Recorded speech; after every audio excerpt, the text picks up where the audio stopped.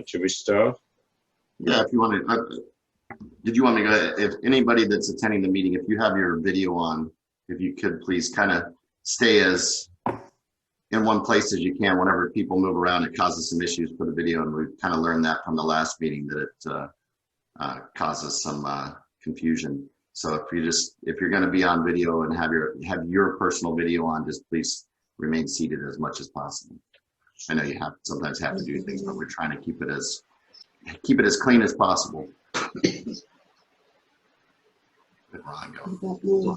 Okay. Are we ready? Yeah, go ahead. Good morning, everybody. We have our four current board directors here: Maggie Moomey, Sarah Kirkland, and Tammy Brown. Welcome everyone to the Tuesday, September 1st special board meeting. I know that some people have been very upset by the events that followed the election, which took place almost 2 weeks ago. It was disappointing for us as board members to experience the barrage of false and inaccurate information that was broadcast around the community on our website. And even after we explained the process, there were still those who questioned it. I implore everyone in the community to familiarize yourself with our documents and covenants so that on a future occasion you will know what the correct path is and not get upset over inaccuracies and falsehoods. We apologize that it may have seemed wrong to some that the way Wayne's resignation was handled, but we all felt, having heard the advice of our lawyer, that this was the best course of action. Now is the time to heal any wounds that have been caused and move forward. We live in a wonderful place that we call our little piece of paradise, albeit under some trying circumstances because of COVID-19. Let's move forward together and continue to make this a great place to live. We are all here to help wherever and whenever we can. We will do our utmost to serve you, the residents, in the best way we can. Everything will not be perfect, but we'll strive to get as close as we can to it. I would like to take this opportunity to thank Wayne Bernard for all his hard work in steering this community so ably during the last 2 years, and especially in the last 6 months that we've been living with COVID-19. He achieved a great deal during his tenure, and we will always be grateful. I'm sure that everyone will join us in wishing him and Jackie good health and happiness as they leave our community and move closer to their children. In honor of his service to the community, the board has presented him with a gift voucher. The process today will go as follows. After the brief required formalities of the meeting, I will table a motion that the board appoints Mr. Joe Leahy to join the board. As there is no other business to conduct following that, we will open the meeting up to questions. Please do not ask questions regarding the election or the events that preceded this meeting. Enough has already been said on that, and no useful benefit will be served by prolonging what is now history. Following questions, the meeting will adjourn and immediately... It's frozen again. Who's talking? I mean, you're a speaker. Okay. What, can you not hear me? It keeps freezing. You're in there, Tammy. It goes silent. All right. Well, I'm not sure what the problem is, but I'll continue, and then if anybody needs me to say anything again, I will. Following questions, the meeting will adjourn and be immediately followed by an organizational meeting moderated by Jim Kozlowski of Castle Management, during which the various members of the board will vote among themselves to appoint the various officers, president, vice president, secretary, treasurer, and director at large. And that will end the proceedings for the day. So at this point, we need to approve the minutes of the last board meeting. Everybody's had a copy of it? Yes? Yes. All those in favor of accepting the minutes for the last meeting, just raise your hand. Ron? Yes. Ron? Yes. In the motion you made regarding the July 16th board meeting minutes, and Sarah Kirkland motioned that for the, for the June financials to be put on the website. Yes. That has not been done yet. Jason? The June financials are not on the website. I have a meeting with the people at Castle. I don't agree with the financials. And the motion was made subject to them making the corrections that I had suggested. They have not made them yet, and I'm not approving them to go on. Oh, okay. I'm just reading what was on the meeting minutes. I'm sorry. They left out a couple little words like. Do we need, so we need to adjust the minutes to state what Sarah had noted that. I should say as amended. Okay. Subject to amendments. Subject to amendment. Okay. We'll adjust the minutes and get them back out to the board members. Okay, so then we better table that and accept them at the next meeting. Yep. Yeah. Okay, I would like to make a motion that we appoint Mr. Joe Leahy to fill the vacancy caused by the resignation of Wayne Barnard. I'd like to take a vote. All those in favor, please raise your hand. Motion is carried without any objection. Corey, would you unmute Joe, please? Will do.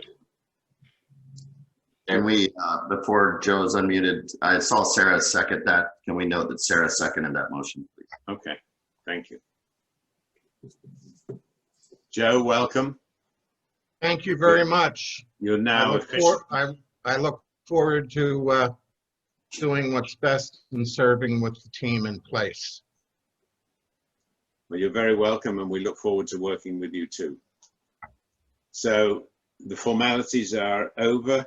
I'd like to open it to questions now. So if you have any questions, you need to check the raise your hand button, which appears under where it says participant. If you go there, and on the right hand side, at the bottom of the list of people, it should say raise a hand.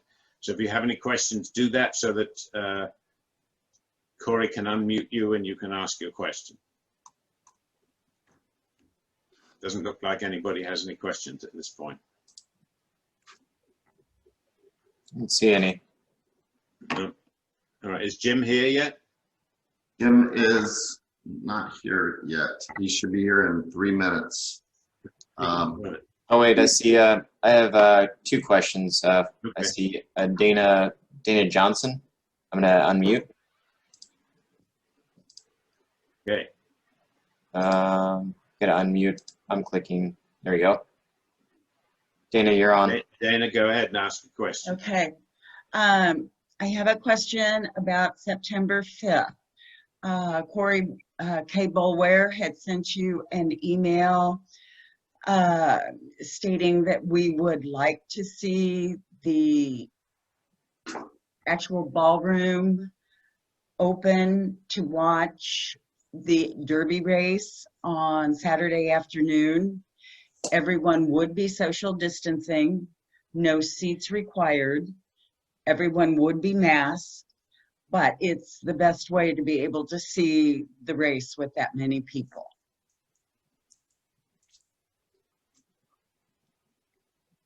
I guess the question would be, how many people are you looking to have within the ballroom?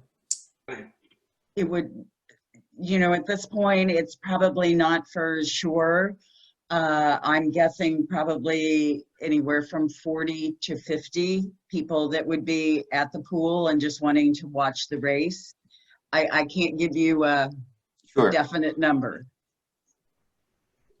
We were Could looking we at not do it and limit it to the allotted amount already set in place of maybe 75? 75 is allowed to go to the front pool, I believe, at a time. And it would be like outside, if I'm understanding you correctly, with permission to just go inside the ballroom at the time of the race. That is correct. Is that what you're asking, Dana? Yes. Could we watch the race in the ballroom? And again, with social distancing observed, no seating, having masks on, just watching the race. Just And be then able to walk in and exit watch the the race ballroom. and then come back out. Yes. I just want to make a note on that though, that we have to think as a board. 75 people for the race will be 75 people for bingo, 75 people for trivia, 75 people for dominoes, 75 people for everything. Because we cannot make an exception for one group We have to think community-wide. If it's good for one, it's good for all. Then what would the limit be, Maggie? Well, let me just ask a question first of all. Corey, were we not experimenting to see if we could not show a movie or something outside? We were working through it. Broadcasting outside or broadcasting a movie would require the licensing, but we were working through an outdoor projector system that's actually Jason's system to try and work through that first. It's not currently up and running. It was in process. Yeah, just the only issue we've got there is sound, to have enough sound for it. Can I make another suggestion? Would it be possible to just bring a TV over and set it up outside the ballroom? And then people could be outside the pool area and not even go in the ballroom?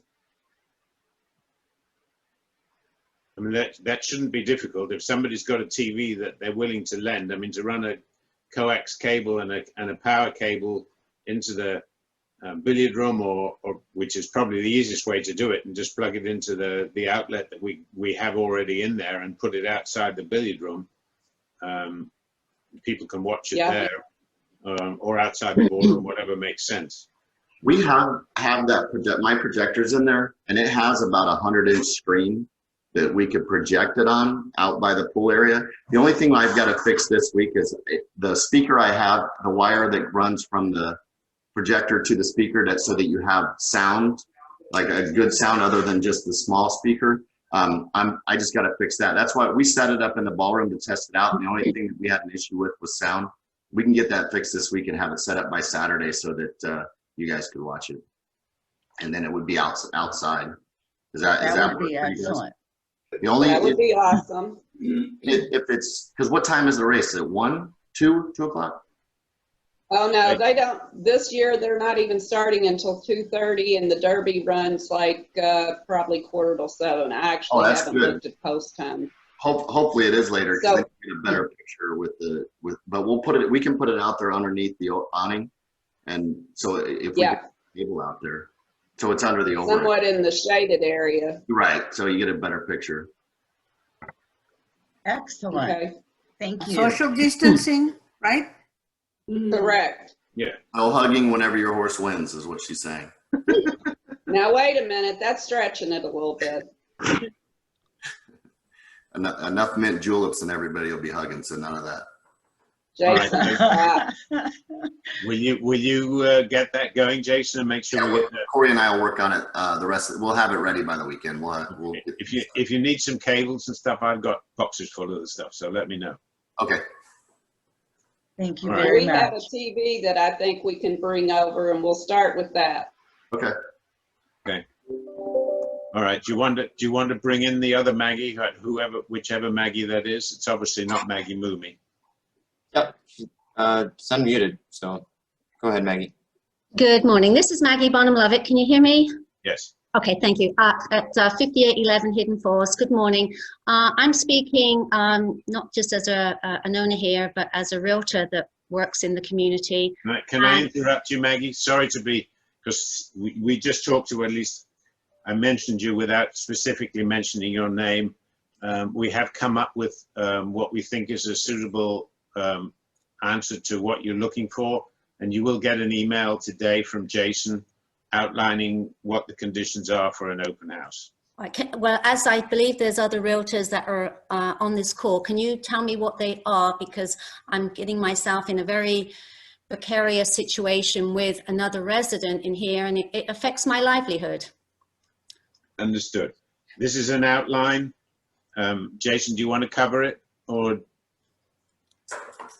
As far as what the requirements are for the open house? Yes. What we've discussed is the couple guidelines was making sure that any open house that's going to occur, it's not going to be as far as the traditional open house where anybody can come in. If you're going to hold an open house, it needs to be scheduled, and I think we were looking at doing it on Sunday. Yep. From Sunday Every Sunday from 1 to 4. they would be allowed. It's going to be by individual residents instead of a community-wide open house. It would be an individual resident set up that open house. Obviously, their realtor would do it, but I mean, the individual residents. If you have an open house, you need to provide to the gate a list of attendees. So if somebody calls and wants to attend the open house, whoever the realtor is needs to make sure that the front gate has their information so that the gate can allow them to come in and give them directions to the house that's open house. If somebody wants to view amenities, they need to have a realtor with them. So if they gonna want to go and check out the amenities, they'll need a realtor or a resident to show them those amenities during that time frame. Otherwise, they need to schedule an appointment at a later date to come see the amenities if they come by themselves. So the point being is to control access to the common areas of the community and making sure the gate knows who enters the area. So basically, as a realtor, when you set it up, you can contact our office. Let us know you're going to have an open house on that time frame on Sundays. Provide a list of attendees once you have it, and you can adjust that list of attendees as the day goes on. Because I know on a day of an open house, people call and want to get in. We just need to know prior to them arriving. The gate needs to know so that we can put them on the list to access the community. They'll be given access to the home. If they want to go into amenities, they need to have their realtor with them so that the front desk can allow them to go in and view the amenities with their realtor with them, or a resident as well. Obviously, anything a resident, you know, if a resident's involved, they can take them around. But if just an individual coming to view the home is not going to be allowed to walk through amenities and view things without having a realtor with them. May I just ask a question? So if I put in MLS, for instance, that I'm going to have an open house this coming Sunday, 1 to 4, and I say that if you're interested, you need to call me. So Mr. and Mrs. Smith call and say that they want to come in during that time frame. Sure. I call the gate and say that Mr. and Mrs. Smith are coming in. Good. But what if somebody sees my sign and gets to the gate? Will the gate then call me at the open house to say, I've got somebody here that wants to come in? Because I don't want to deter anybody away. Sure, and I understand that, and that's what we're trying to make sure that we don't do. However, we need to make sure that you know who's arriving. What we don't want is somebody coming and saying, hey, I want to go to the open house. And if you don't answer your phone, we're not going to allow them in just knowing that they're going to open house. We need you to answer and take note, because you're kind of taking responsibility for that person accessing the community. If not, we're going to reverse them around. What we want to avoid that as much as possible, because it can cause delays at the gate. However, we do understand that you're trying to sell a home, so we want people to access, but you're basically, as the realtor and the homeowner, taking responsibility for the people who are accessing. And I sincerely appreciate that, and that makes perfect sense. So what I will do is I will endeavor to get people to give me their names in advance, but if someone happens to be driving by on Sunday and they come to the gate, then the gate will call me, and as long as I answer my phone and say I'm at that specific property, the gate will let them in. Absolutely right, correct. And then the other request I have, and I don't know if this is possible or not, because they cannot see the amenities, and I appreciate that and I understand that and I have no argument there, is there any way we can get updated photographs or video on the South Shore 4 site? So I can at least be running that video at the open house to say, you can't go there today, but if you really like the community, like the house, we can schedule you with a realtor at another time. Absolutely. We're going to work on that. We've talked about it. It's something that we don't want to just throw together, because if we're going to provide some sort of video that provides you a view of the community, we want it to be a good professional quality. We have an older video that we can use in the meantime, and you know, obviously the realtors would have to explain there's been some adjustments, but we do want to work on and get a better video that shows the back pool and some of the other areas. On those days, at the same time, whenever you said they couldn't access the amenities, but they can if they have a realtor with them. We would also run that video, and once we get the new one, on the TVs in the lobby, so that they would see it then as well. So they can kind of get a good view of the community. So yeah, we absolutely want to help in any way we can to help sell a unit if a resident's trying to sell. We just want to maintain the security for the community as well. And I understand, and I thank you and the board. Thank you. Maggie, I would suggest to eliminate or avoid the people gathering by the gate, that your ad for the open house includes a reminder that this is a gated community and they need to call beforehand or they will not be allowed in to view the houses for sale.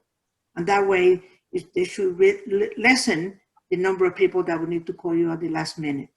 I understand what you're saying, but to be honest, Maggie, I wish I anticipated crowds coming to an open house. You know, I've sat at many an open house and it's just been me and the dog, you know, but I appreciate and understand what you're saying. And of course, I will be telling them about masks and hand washing and, you know, social distancing, but I understand what you're saying and I appreciate it. Thank you. We have one other question so far from Richard Smith. Just gonna ask to unmute. There you go. Can you hear me? Yep. Okay, I just have a question, and it's somewhat related to Maggie's question as well. I wanted to know if we could get an update from the board about any discussion you may have or are planning to have regarding visitors to South Shore Falls. I'm talking about visitors being allowed to use the pool. It's outside activity, you can social distance. I want to know, again, we have no idea when this pandemic is going to end, but we have to make some plans just in case it doesn't. So I would like to know if you have a prediction, or is this going to be a permanent policy? Because that would affect the people who may want to buy in here if they're told, if you buy a house in here, be prepared just to live with your roofmates and your immediate family. We have to look at some kind of a policy. Thank you.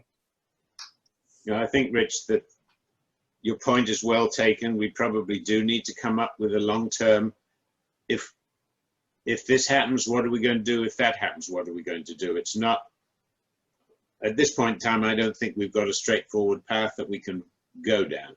We just need to wait and see, but we do, I think, need to come up with a policy probably within the next couple of months. So when visitors start coming down to Florida in the winter, which hopefully they might well do, we have some policy which they can follow.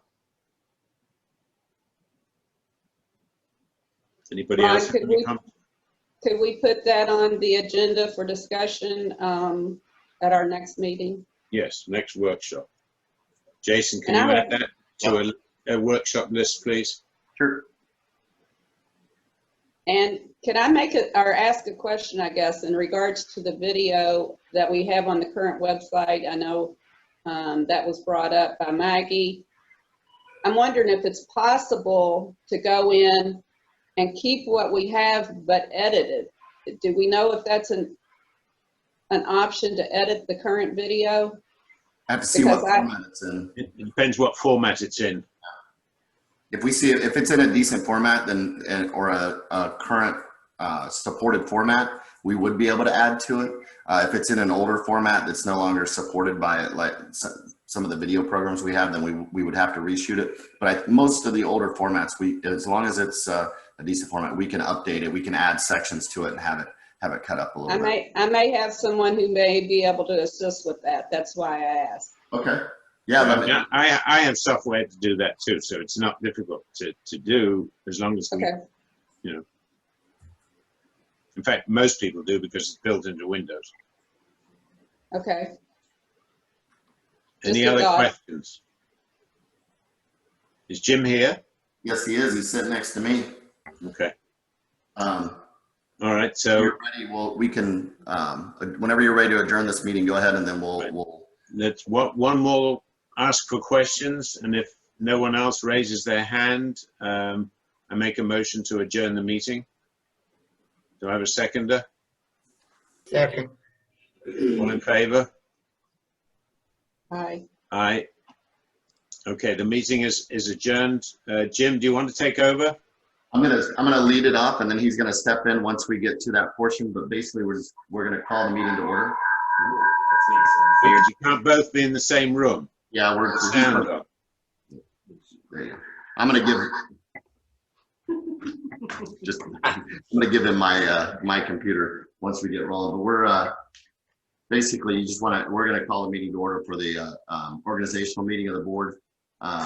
We do have a quorum of directors here. All directors are present. Earlier during the board of directors meeting, we did have a unanimous vote to bring Joe Leahy onto the board of directors.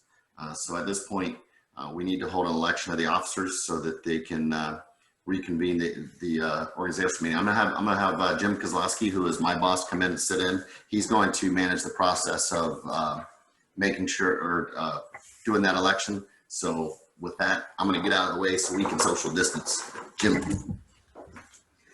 Good morning, everyone. It's nice to be with you. Congratulations, Joe. Welcome to the team. All right, so the matter at hand is the election of the officers. There are two options. Reviewing all of the governing documents, the Florida statute, there are two ways that we can do this. We have option 1 and option 2. We will take a board vote on which direction we want to go. Option 1, which is the easiest way to go and makes most sense, really, because of the history that the current board members have on the board. Option 1 is that everyone will move into the next position up. So Ron would go up to the presidency role, Maggie would go into the VP role, Sarah would stay as the treasurer because of her broad bandwidth of experience, and then Tammy would move up to the secretary, and then Mr. Leahy would come in as the member at large. That's option 1. Option 2, and again, this will be a board vote. Option 2 would be a complete election, from the very start. So do we have a motion for option 1 or option 2? Option 1. Option 2. Option 2. Okay, so we have we had a motion from Sarah for option 1 and an option for option 2. So let's take a board vote on option 1. All of the board members that are in favor of option 1, which is everyone will just move up. Do I hear yay? Yay. Jim, may I ask a question? Yes. Sure. Your option 1 would move Sarah up? No, I'm sorry. Sarah will stay in the, she's the All right, we don't want Sarah to go anywhere. Yeah, she will remain as the treasurer. Okay, thank you. Tammy will become secretary. I would prefer be vice president. We didn't do this process at the previous appointment. Right. So that's what we're gonna do. It wasn't even brought up by our attorney. The first matter at hand will be to vote if we want to do option 1 or option 2. So everyone that is in favor of option 1, which is organically moving up, please raise your hand. Jason, help me here. 1, 2, 3. All right, so I have 3, which is Ron, Maggie, and Sarah. So that would be unanimous, right? Well, it'd be three. Well, just ask for option 2. And then option 2, if we could also do a vote on option 2, please raise your hand. 3-2. 3-2. Okay, so the vote is 3-2. So what that would mean is, Ron, then you would move up into the presidency role, Maggie to VP, Sarah, you'll remain where you are, Tammy, you'll move into the secretary role, and then Joe, you'll come in as the member at large. We need a motion. No, just ask if anybody has any questions? What if somebody does not want to be in the position that this will create?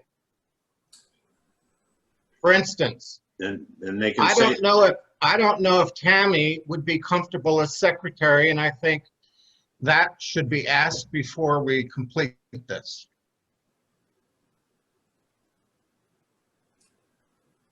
Tammy? I mean, yeah, I guess that for Joe, you and Tammy, if you would want to reverse roles, and then we would have to take a board vote. Why do we need to change Maggie's position as secretary at this time? Well, everyone would, in option 1, everyone just moves up a position. The only reason we're holding Sarah is because of her, obviously, broad experience.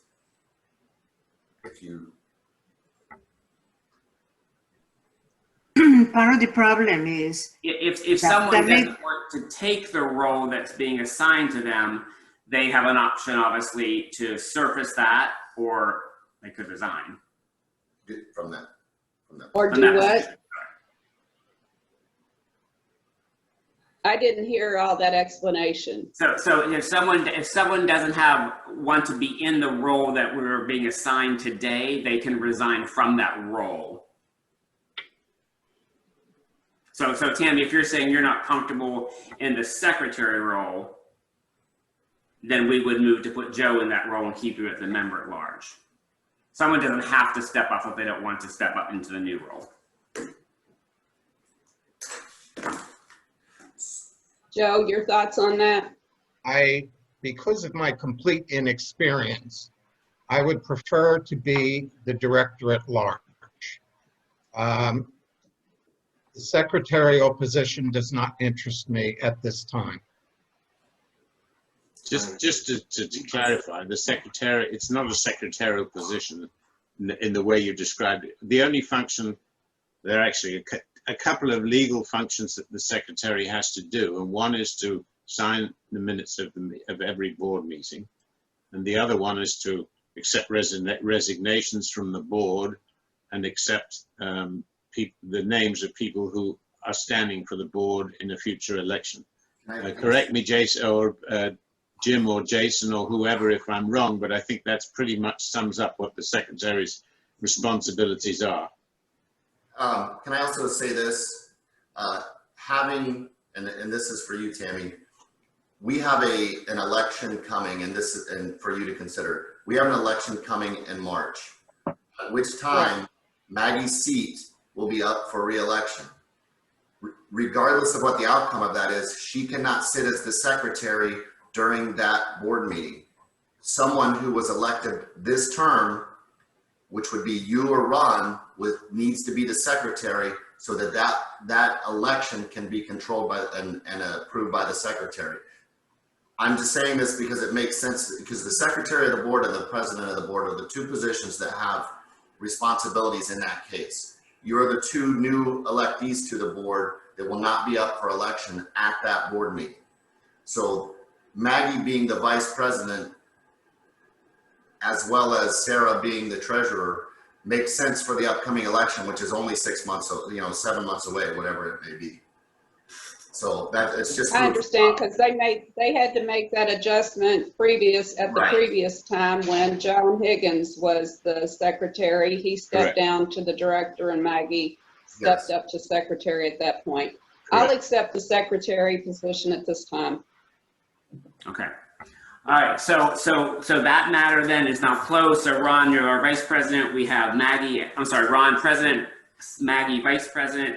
Sarah, you'll remain as the treasurer. Tammy, you'll step into the secretary role. Thank you. And Joe, you'll be the director at large. We good? Yep. Be good. All right. Congratulations to everyone. That concludes, right? We're good. Yep. And then Yeah. So we're Okay. Thanks everybody for watching. We appreciate it. Do we have a motion to adjourn? Make a motion to adjourn. Second, Ron. I second it. Stay well and stay safe.